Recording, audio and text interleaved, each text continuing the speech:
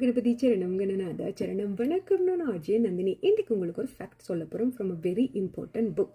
ஐம்புலங்களில் நாவடக்கம் நலம் தரும் அப்படின்றத சொல்லியிருக்காங்க. அளவோட பேசு, அளவோட சாப்பிடு அப்படின்னு எல்லாம் உங்களுக்கு சொல்லி தந்திருக்காங்க இல்லையா? முடிந்த அளவுக்கு மௌனமாக இரு அப்படின்றதையும் சொல்லியிருக்கின்றார்கள். ஒரு சிலாக்களுக்கு வந்து பார்த்தீங்களா, இருந்தால் மூச்சு விடாமல் கூட இருப்போம், மௌனமாக எங்களால் இருக்க முடியாது அப்படின்னு சொல்றவரா நீங்க?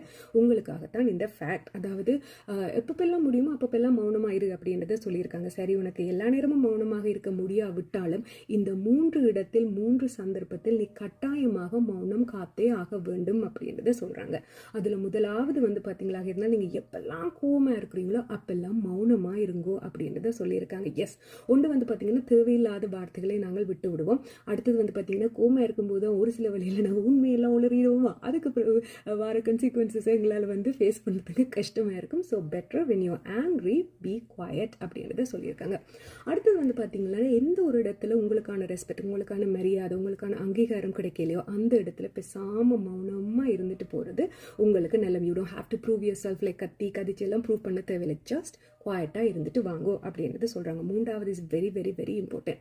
If you want to learn something, நீங்கள் ஏதாவது ஒன்றை கற்றுக்கொள்ள வேணும், ஏதாவது ஒன்றை தெரிந்து கொள்ள வேணும் அப்படின்னு சொல்லிச்சுன்னா மௌனமாக இருந்து அதை கிரகிப்பதன் மூலம் உங்களுக்கு அது அவ்வளவையும் ஏற்றுக்கொள்ள முடியும் அப்படின்றத சொல்லியிருக்காங்க. ஸோ ஆக மொத்தத்தில் வந்து பார்த்தீங்கன்னா, எப்பப்பெல்லாம் மௌனமாக இருக்க முடியாதுன்னாலும் இந்த 3 சந்தர்ப்பங்கள்லையும் இந்த 3 இடங்கள்லையும் நீங்கள் மௌனமாக இருந்தீர்களாக இருந்தால் you can win your life அப்படின்றத சொல்லியிருக்காங்க.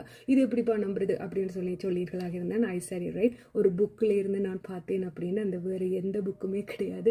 எங்கள் மனிதர்களுக்கான கேட்டலாக் அப்படின்னு சொல்லப்படுகிற பகவத்கீதையில் நல்ல கிளீனாக விளக்கமாக கொடுத்துருக்காங்க.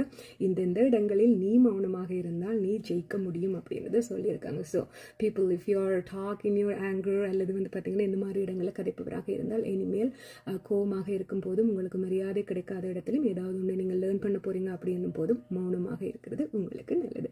I'll see you in the next video. Take care.